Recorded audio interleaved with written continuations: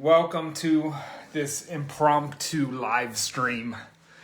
If you are live, say hi. If you're on the replay, also say hi. If you are listening right now and you say you're live, you're being a liar because there's no one live right now and it's still syncing. So there's one people, whatever. Is this water or vodka? I don't know. So anyway, I want to talk about being unconsciously offensive, but first comes first. Hey, Alan, good to see you.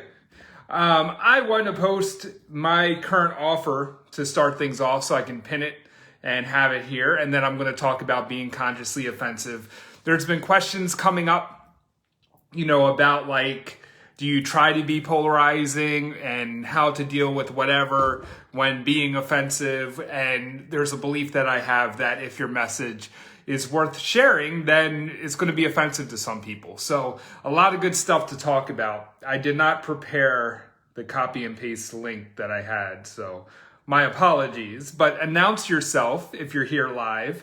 And if you're on the replay, again, announce yourself as well. And we'll be getting started shortly. Sorry that it offended you if it's takes a little bit to start, but I like offending people, I guess. So anyway, got this. I'm about to post it and then we're going to get started. But yeah, so I want to drop in here because there's different concepts that I wanted to talk about. The people, someone was mentioning something about the mirror effect and how you're someone's mirror. And I wanted to talk about the aspects of that and when it is valuable and when it's not, because there's some people that disagree with it. And I understand why a lot of people do disagree with it. And I really wanted to talk about how to consciously navigate, being a little bit edgy, being a little bit offensive. Maybe you're not that edgy. Maybe you just speak peace and love and people still get offended. And it's important to understand this stuff that people are going to have their reactions. Okay, so I posted my offer. So that's my 6-week offer I'm offering right now for my one-on-one coaching, unlimited Voxer support. And I really think, okay, Katie's barking. Of course, Katie likes to bark during my live streams. The rudeness. Okay, here we go, pin. By the way, it's been a while since I did a public live stream, so this is pretty cool. The last live streams I've done was in my group and Katrina Ruth's group, which was awesome. And I talked a little bit about this. So anyway, first and foremost, I want to talk about one concept here that I posted. Where is this? Katie's outside now. So I posted a meme that said, when you operate at a higher frequency, you trigger a lot of people. The path of connecting with your higher self means the path of being a mirror. You show people what they have been running away from and they get offended because they don't want their illusions destroyed. And that was at the Oracle Reads You, the letter U, and I think she's from Twitter. But that is, if you look at the meme, you can find the originator of the meme. And somebody commented questioning what there are people who say there are no mirrors or that mirror theory is lacking. What are your thoughts? And what I said to that is that in ways, I just heard an airplane. The airport is nearby, which is actually pretty nice here. The thing is when people, it's easy for somebody to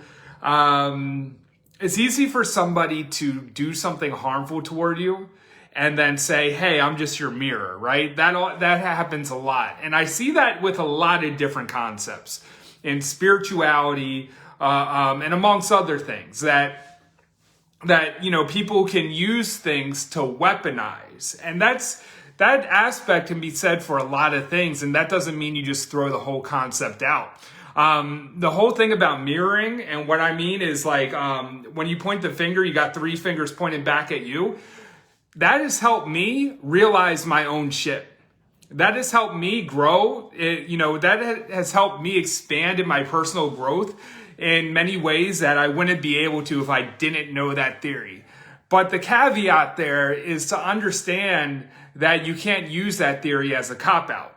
And you can't use that theory also to dishonor your own boundaries. there might be somebody that triggers me, or is not healthy for my aura. But if I just use the concept of like, they're my mirror, and I say, oh, well, it's just my shit, but I don't honor my own boundaries, and I can be putting myself in a compromising situation for my emotional health. So that's really important to know. Just because somebody triggers me doesn't mean they're good to have in my field. There's there's different types. Like if somebody's just constantly, you're just feeling inadequate, and it's done out of a hasty, fucked up way. Thank you. I got a drive-by affirmation in my office. But so for instance, I noticed like reading some statuses from somebody where I realized every time I read their content, I felt shitty about myself. And I could have bypassed myself and said, hey, they're just a mirror and let me figure this out. And then continue to consume that stuff into my mind. But really I noticed there was a pattern from that content creator where it's like, these type of people do this and these type of people do that and blah, blah, blah. And it was like literally every content update is about what's wrong with somebody. So it's like, no wonder why I always consume this content. I feel shitty about myself, because even if it's not directly about me, it's kind of like reflecting, like it's just reminding of like all the little pieces of flaws I have. And that's, like there's marketers out there who are taught that way. They're taught to throw salt in your wounds and like agitate your pain points. And that's not really, it's good for the marketer to agitate your pain points and get you feel invalidated to buy their shit. But it's not good for you to constantly consume that free content where it's like they're always telling you what's wrong with you. So there's discernment there to see how you're feeding your aura and your body. Do you want to be on this live stream? Thank you. So, and the same for like abusive relationships, like emotionally abusive, like, physically abusive would be a lot more obvious, but like emotionally and psychological abuse where you feel like shitty every time you're around somebody, that doesn't mean that you just like, you just tell yourself, oh, I'm offended and they're just a mirror of me, so how do I clear this shit up? It's like, thank you for all the love hearts, Rebecca.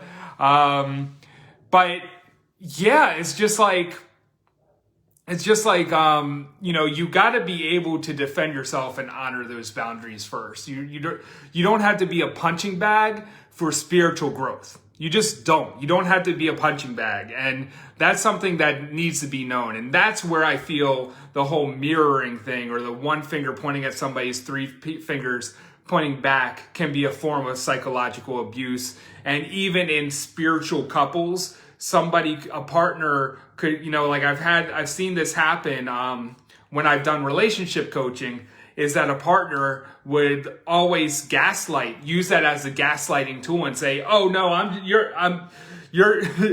just your mirror. You got to heal your own shit. Like that's not really how that works.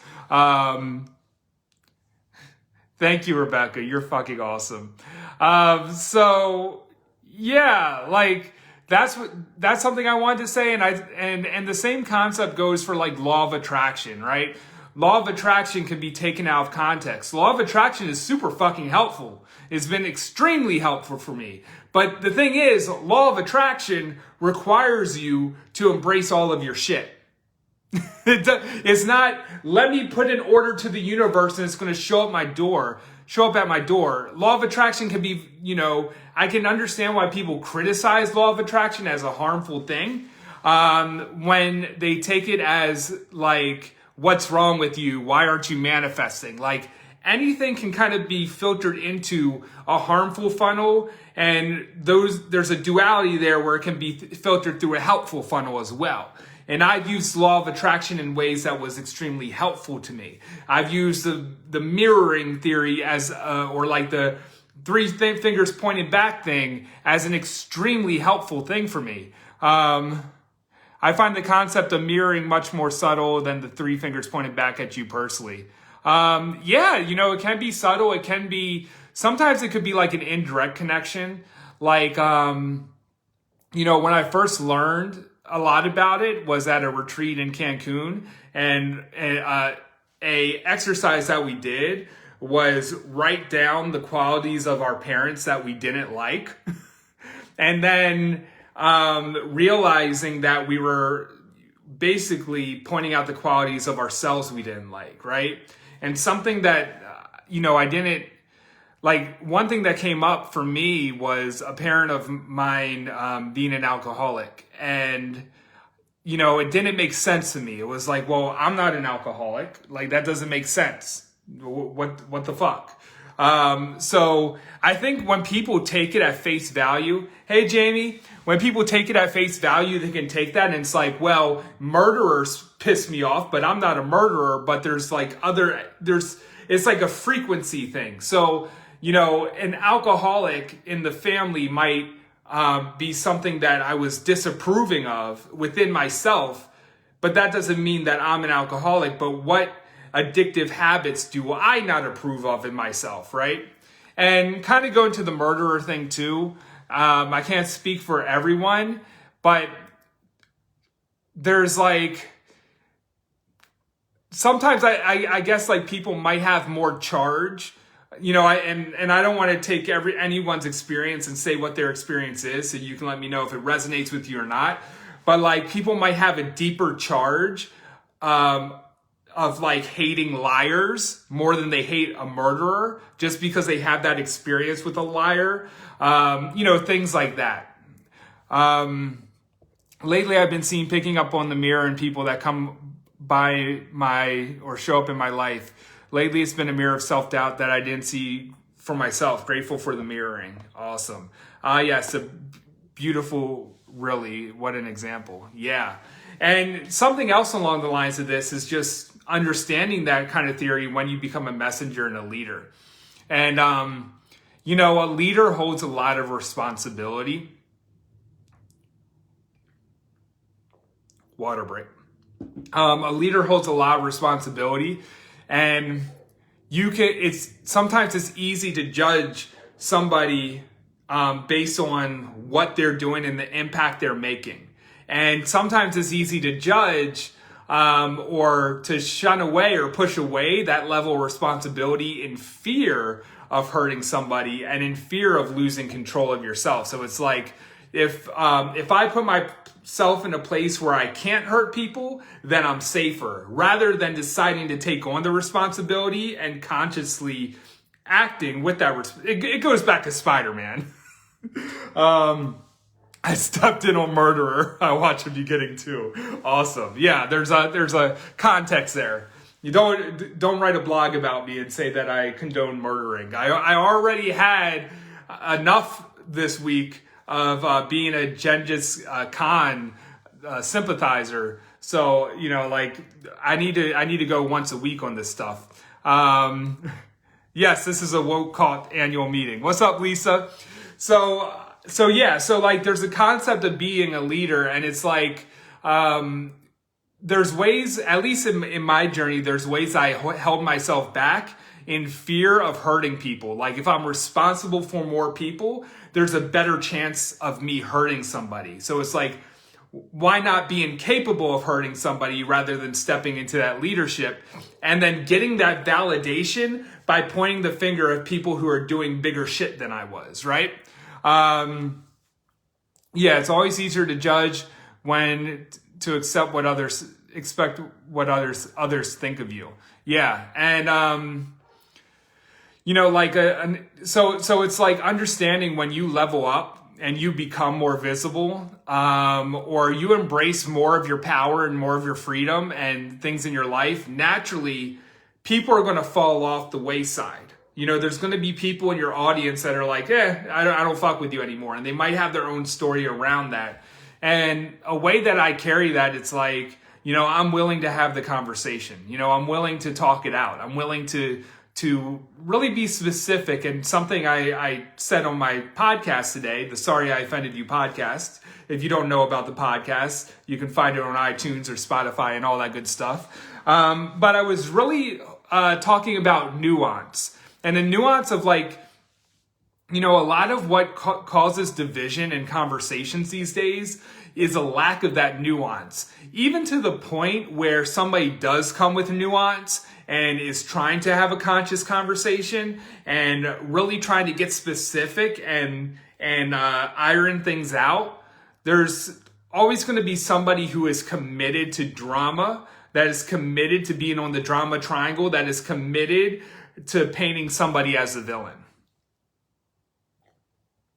And that's just a reality of some things. Like, and you can't beat yourself up for, you know, people not willing to take that conversation there. Yeah, I was wondering if it was expect or accept. Thanks for clarifying.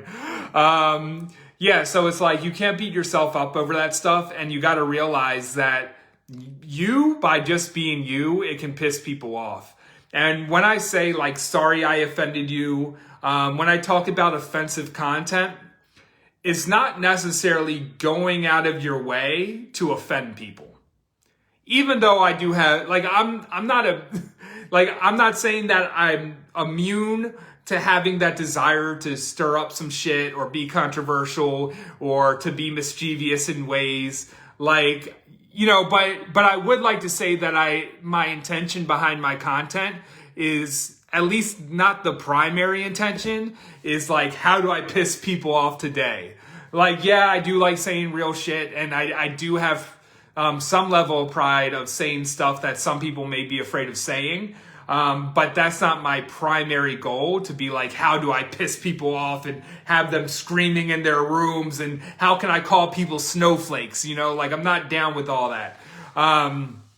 It's more about, you know, not even how do I interrupt people's patterns. That's kind of like a natural side effect of it. But I do want to interrupt people's patterns if they're destructive patterns, right? You know, I do want to interrupt those patterns. I do want to challenge people to think. When I notice somebody getting quote unquote canceled, or somebody who's under fire by, you know, the likes of the wokeism, right? You know, people who police other people on the internet and say, you have to think this way. I do have pride in challenging them with questions, right? And kind of like disrupting that pattern, and at least help, you know, at least starting the process of helping people think differently than what they've been indoctrinated with. And you know, I don't do it with like the desire to control or wanting to change somebody's mind, but I do believe that it can have a ripple effect by asking those powerful questions, or to not fit exactly in a box that people think that I would fit in, right? A controversial thing I did, semi-controversial thing, and I didn't see it as controversial, but there's a Jordan Peterson quote that resonates with me, and it's like something about being a dangerous man, but you know, the kind man is dangerous but chooses not to be dangerous toward others. But, you know, a weak man just doesn't have the ability to be dangerous. I know I fluffed up that quote, and I wrote a thoughtful caption with that was aligned to that quote. And a friend of mine that I have respect for, but I know he's not a big fan, and has his bias towards him, said that, I love this quote that you said, but Jordan Peterson's a fucking douchebag, or some shit like that. And I just felt like I didn't want, you know, I felt like challenging that narrative, because I'm like, okay, well, you think what I said is good, but what I said is aligned to that exact quote. So how do you feel like he's a fucking douchebag, but you align to what I said? And he didn't answer it, but I would like to think that it created a thought process of like, wait, am I falling in the bias of judging people based off what I was told to think about people, right? And, you know, did it challenge my bias? Did it challenge a narrative that I was given. Another one is another conversation that I was in today or yesterday was the woman Gina from Star Wars. She played a character in The Mandalorian, and a narrative has already been painted about her about being anti-Semitic about what she said.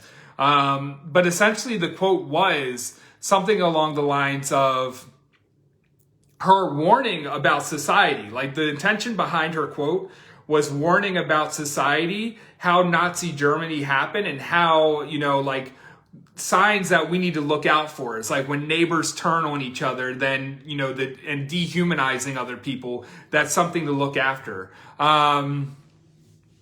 Well, the person I was talking to was so set on believing that she was anti-Semitic, but if you actually listen to her interviews and listen to what some of her coworkers said about her, like Bill Burr, I love him, he's an awesome comedian, all said that she's a sweetheart and she's loving and she was interviewed by Ben Shapiro, who's a Jewish guy, so kind of weird that to label her that, but then have somebody like Ben Shapiro interview her. But it's like, what's so needed is not bias, nuance, and being able to have conversations and understanding the full story. Like, not just looking at clips of what people said or what narrative someone took about somebody. If a man can't handle me on my worst, he doesn't deserve me on my best. So yeah, it's just like having the nuance and seeing the full interview, seeing the full conversations. Really, like, if you're going to say something about someone or use a label against somebody, really dig deep into who they are. And if you know them in person or know of them in a connection on social media, have a conversation for clarity before haphazardly throwing labels on people. And I really think that's that can be a dangerous thing, a dangerous habit that our society is in right now, is haphazardly throwing labels like anti-Semitic, racist, literally Hitler, transphobic, homophobic, all these things. And, that's something that I'm passionate about really clarifying, or really getting to the root of have a conscious conversation with somebody, have a nuanced approach of understanding the full story, get an understanding where they're coming from before resorting to those labels. Because most people I see that are given those labels online don't deserve that level of label, do not deserve that level of cancellation. It's kind of like, when I was in the Army, in the National Guard, I did, part-time Army. I wasn't fully committed, but what we learned was, riot control and create, just kind of, I would have been one of the people in DC right now, basically.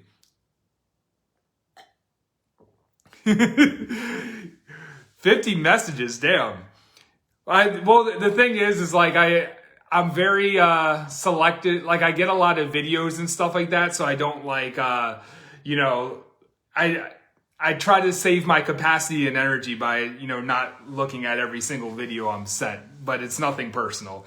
But yeah, I would have been one of those people at the National Guard or whatever, and a big thing, in DC, and a big thing that we learned is rules of engagement, right? It's just fucked up. It's just fucked up to go all out force on somebody when the rules of engagement haven't reached that level. And, the irony is we're demanding police reform. And I'm not saying these are the exact same things, but it's kind of the mirror version of the internet. It's we want police reform, and a lot of us are against kind of the militarization of the police, or saying the police are using too much force. But then you look online and people use excessive force online in a way. So it's as soon as somebody makes a slip up, it's the foaming out the mouth, and it's like, let's fucking cancel them and let's like go hard in the paint and let's just fuck their life up. And it's like ironically ignoring any type of rule of engagement. You know what I mean? And it's like, I've caught flack. You know, the things that really piss people off the most is when I've been the most peaceful. And I've caught flack for not going as hard at somebody as somebody wanted me to. Me being grounded and wanting to have a solid conversation or keep the discussion level-headed instead of resorting to name calling, instead of like tearing somebody down or, you know, calling somebody out publicly. Those are the times where I've quote unquote offended people or got my own self in trouble or got canceled by the but got canceled by like a group of people or whatever. It's when, you know, I was like, hey, let's take some pause here and like let's have a conversation rather than resorting to the violence or like the, you know, the bullying or the doxing or whatever. So that's interesting, but I want to bring it back to being consciously offensive. And really it's really not about trying to be controversial. It's not about trying to say some of the most fucked up shit. It's not about trying to hurt people for sure. Like for me, at least my intention in this world is to uplift people and challenge people to be in their power. You know, that may trigger people, but I want people to be able to be in their power and take ownership for their life, take personal responsibility, and truly become, you know, the highest versions of themselves. And when you do that, that can offend people. Because when people are triggered, they have two decisions in that moment. Or maybe multiple decisions, like Doctor Strange points out all the fucking possibilities and shit. But if we were to narrow it down to two decisions, when somebody gets triggered, they can either lash out at you and be pissed off and shun you or whatever, and really not, you know, not even look at their own shit, but like put all the responsibility on you. Or they can look at their own shit and say, how can I grow from this? You know, how can I expand from this process? And that's what happens. It's like, you're going to call some people into power and some people are going to decide to go their own way. And that's okay. Like, and part of the process is not feeling like you have to chase or convince or prove or have to worry about your image, things of that nature. And that doesn't mean not to be open to learning and growing and to understand and learn from different people's experiences and all that. But it's also knowing what your values are and sticking to those values and being the mountain. And by being that mountain, you're holding space and you're holding your sense of groundedness when other people might be going through their emotions or having a reaction or, you know, feeling something moving within them that inspires them to rise up. But you're always dependable and consistent as the leader that you are and speaking a potent message.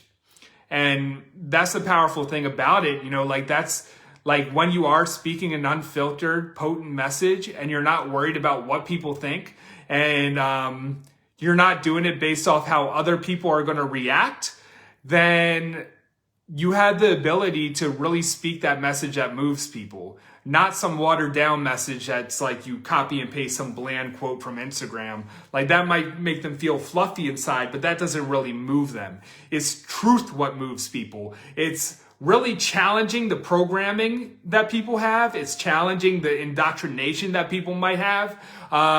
And really challenging the quote unquote reality that they might be locking themselves in a corner that's not allowing them to expand and grow. And they may fight you for it or they may thank you for it. But either way, it's worth it, because even if they fight you for it, at least they felt something. At least at least a seed was planted, and at least they've grown their awareness in some way. And the people who are meant to stick with you will come back, right? The people that are meant to be in your circle, they'll ride with you. And the people who aren't meant to, they'll go their own way, and that's cool too. And that's what it is to be a leader, and that's what it really truly means. In my conscious offense, and consciously offending people, I guess, is you shining your light. And it could be, seriously, this could happen based off something as stupid and little as raising your prices. Like, that's it. Like, I've seen people lash out for raising my prices. I've seen people lash out at clients just because they decide to own their power, and they're like, this is a new price point. And sometimes it's from people that aren't buying buying programs in the first place. They get fucking pissed off because you raise your prices, because it triggers something within them to see you in your power. So to show the difference between like offending people like an asshole and consciously offending, the difference is if you're an asshole, you're actively going out of your way to be a dick to people, right? You're actively going out your way. It's like, I fucking triggered you. But consciously is you being in your power, and naturally people get triggered by it. Like, it could be as simple as saying, hey, I'm doing a new diet plan and I'm deciding to build more muscle or lose more body fat. Or, I'm deciding to create a bigger money goal or whatever, or I found myself in I discovered a healthy relationship, either with yourself or with somebody else, and people feel some type of way about that. But you shouldn't have to dim your light to make other people more comfortable. Because if you're just making other people more comfortable, you're keeping them in their comfort zone and they're not growing from it. But if you do shake things up, it's going to be beneficial because they have the decision. They can decide to move on, or they can decide to allow that to inspire you, or inspire them, I mean. And one more thing about, in my journey of, seeing toxic leaders or something, or toxic content, I want to say this. And this is something I posted about like maybe a couple months ago, I think. I forget when it was. But there's leaders out there that are extremely inspiring to people and are, who were inspiring to me. But at some point, they weren't good for my nervous system, right? And it's like, this isn't the type of medicine that I need. And easily I could have made that judgment of like determining what their character was, but there's still people that's there that are meant to be in their field, right? There's still people in their soul family that are inspired by them and grow by them.